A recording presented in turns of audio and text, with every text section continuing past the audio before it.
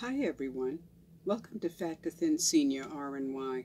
I'm Raven. I was 76 years old when I had gastric bypass surgery on December 16th, 2019.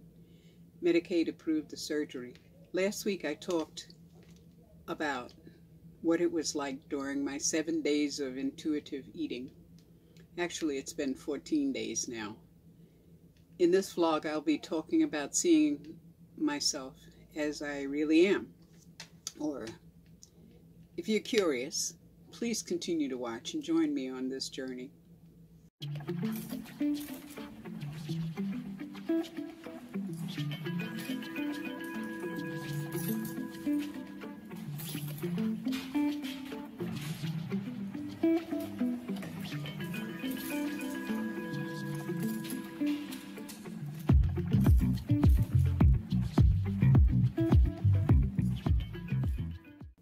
Last week I talked about what it was like during 7 days of intuitive eating. It was, for me, very freeing. This week I'll be talking about really seeing myself, or really seeing yourself and not allowing your monkey mind to take over your body. The monkey mind is the same thing I've been calling the troll. You know, there's a negative troll that's always talking in the back. And it goes from one thing to another, it doesn't matter, and somehow it tries to combine it all and make it into something coherent, which it never is. At any rate, and it's the first one to say you can't do, or don't do that, before you've actually even completely formulated the whole thought. It's telling you can't do it. For instance, a friend of mine gave me a blouse and a skirt. The blouse is a long sleeve, silver lame, beautiful dress shirt. The skirt is a full-length skirt, which I wear full-length skirts, and it's reversible. Black on one side with white polka dots, and on the other side it has what you would see on, you know, as a cherry tree design.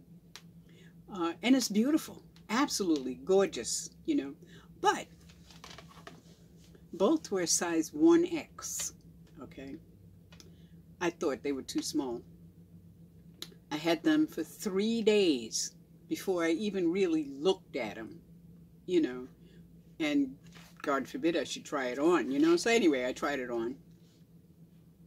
My monkey mind had convinced me that they were too small and definitely not my style. Of course they are my style, and lo and behold, both of them are a little bit too large. And I really like both of them. Now I'm thinking about where could I go to wear them, you know? Like, where do you go? In the middle of COVID, you know? My monkey mind, and I came up with that term monkey mind because I've been watching some stuff on Buddhist meditations. I meditate a lot, but I haven't done any real, well, I guess I have, structured meditation, I was thinking. Anyway, I was reinvestigating. That's about it, because I meditate a lot. At any rate, my monkey mind tells me intuitive eating won't work. You know, nothing works, you know, absolutely nothing. You'll overeat every single time. You know you will. You'll gain weight. And most of all, you can't trust you, you know? Because you know that if you bring that in the house, you're going to eat the whole thing. And even if you don't, you're going to try and eat up everything. Anyway, it's not going to work. Intuitive eating is not going to work. My monkey mind will even tell me the surgery wouldn't really work. It doesn't really work. You only lost 60 pounds.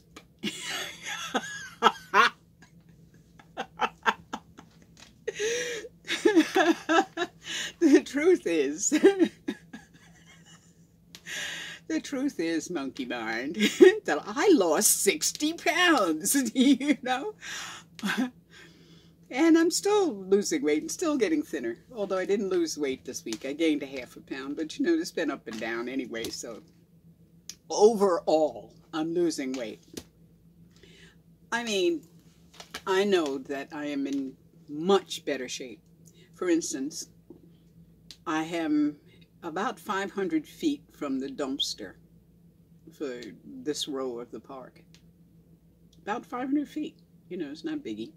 At one point, before this operation, and probably just before this operation, I would put that garbage in the car and drive that for that 500 feet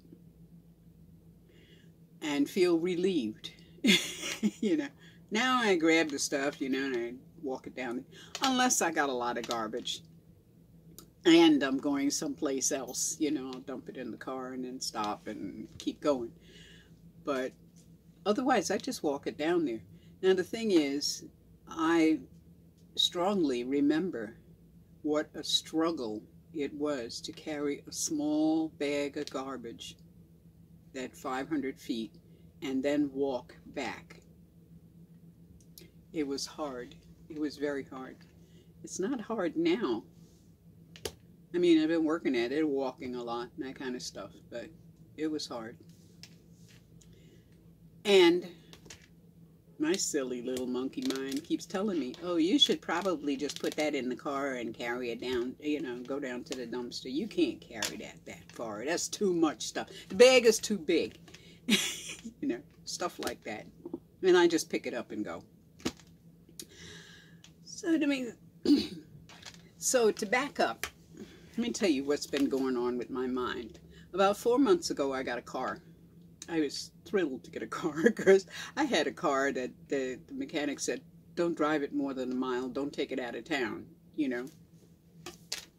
And so I got this new car. Up to that point, my life was very much on schedule. I figured I had 2 years and I would be completely paid up on all of my bills, and I could live pretty comfortably here, you know. Not extravagant or anything like that, but it's just a nice place to live, you know. Well, I got this car. That car ate up all of my savings. Not that I had a whole hell of a lot of savings, you know. Ate up all of my savings and is eating up my day-to-day cash. Now, I've had the car for 4 months. I don't think I've driven it 300 miles in that 4 months. I've only filled it up once. They filled it up when I brought it home, and then I got down to a half a tank and I put another half a tank in it. That's how often I drive this car. And I drive it mostly, I need to drive it because you can't let a car sit around and do nothing. You know, the gas comes up in the tank and all that kind of good stuff. So here I am. Monkey mind is going crazy. Monkey mind is doing its thing. It's looking at 1.5 to 2 years and saying, okay, you've got 1.5 to 2 years max to get your shit together. So you better figure out something now that you could do to generate some income and blah, blah, blah, and on and on and on and on. And for 4 months, I've been doing this. I've ended up with 4 documents listing things like things to think about now, things to take with me, what should I order if I take just the car or the tent, and on and on and on. Plus I had flow charts. Okay, 2 flow charts, one of which was how I'm going to reconstruct the inside of the car. The other one was a flow chart of various and sundry choices I might have over the next 1.5 to 2 years. You know, so because of the car, the insurance, the down payment, all of that, I got no cash, right? So I've been thinking about car camping, and maybe later on when I get a little bit more money, you know, get a tent, you know, and me and Rowley would go traveling around the country and see things, you know, like the Grand Canyon, and go visit national parks. And I go live out of the car for a few months, you know, and then come back here take the rig out of storage. Yeah, I'd have to put this in storage, this rig in storage. I'd go car camping for 6 months, come back and live in the rig, pull it out of storage and live in it for another 6 months. And that way I could kind of live decently. Anyway, I was into this. My mind was seriously into this. You know, I was dreaming this stuff. Couldn't sleep, you know, whatever. I have completely measured the inside of the car. I figured out how, if I took out the seats or folded down the seats or whatever, I could sleep in the back of the car fully stretched out with my feet in the trunk, you know, things like that.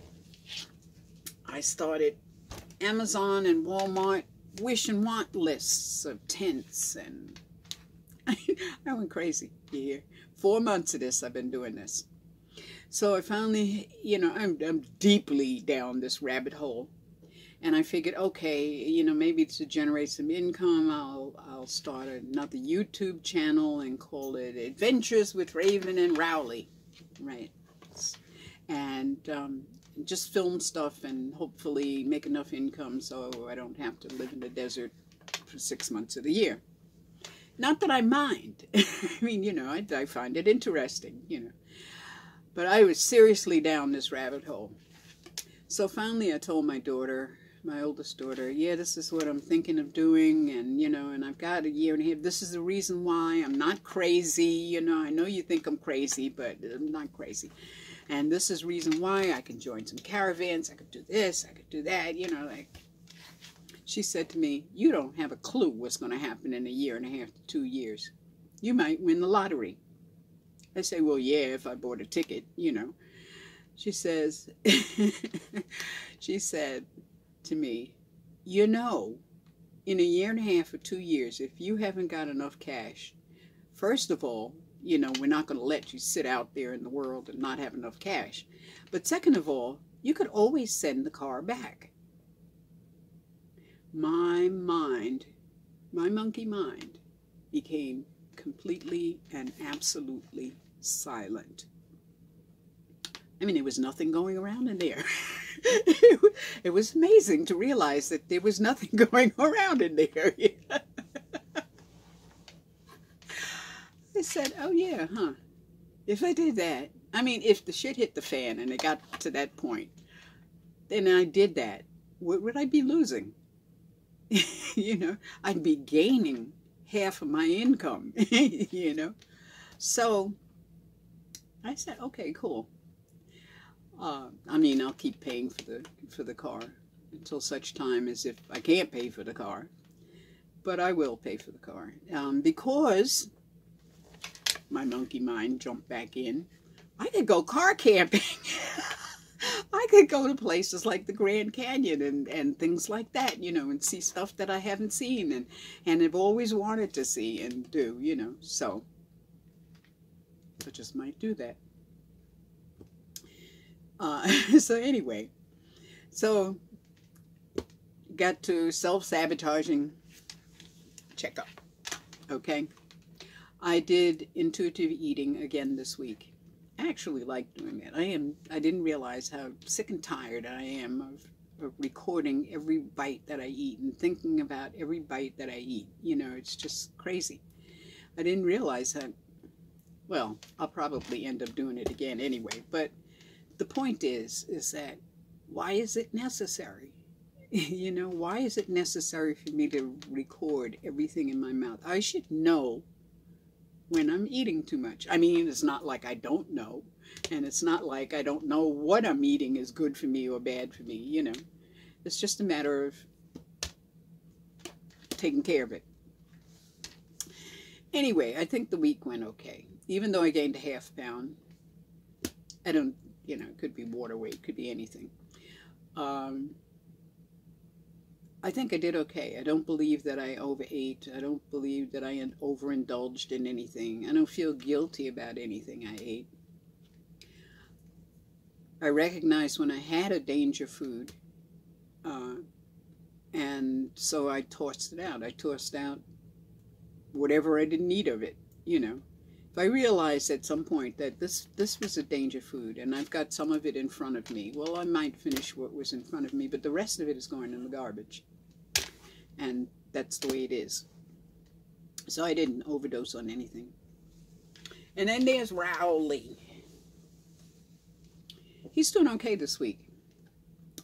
I'm looking at taking him car camping with me. I've never gone camping, to tell you the truth. So this is a whole new adventure to me. I've been looking at places that allow dogs and where the coyotes and snakes and various and sundry predators are low.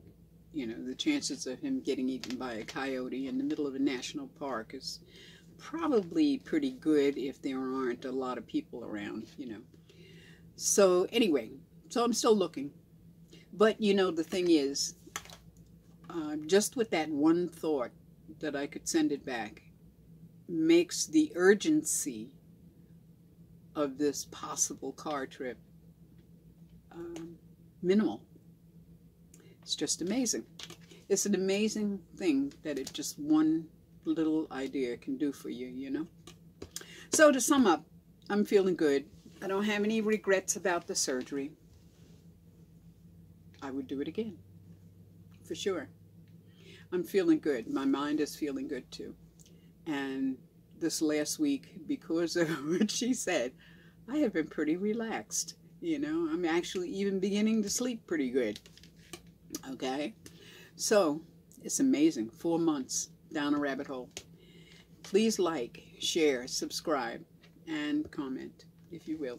And ring the notification bell. Don't forget to click show more to see the stuff in the descriptions below. And thank you for listening to me ramble, because I seriously rambled this time. And thanks for subscribing, okay? You take care of you and yours, and blessed be.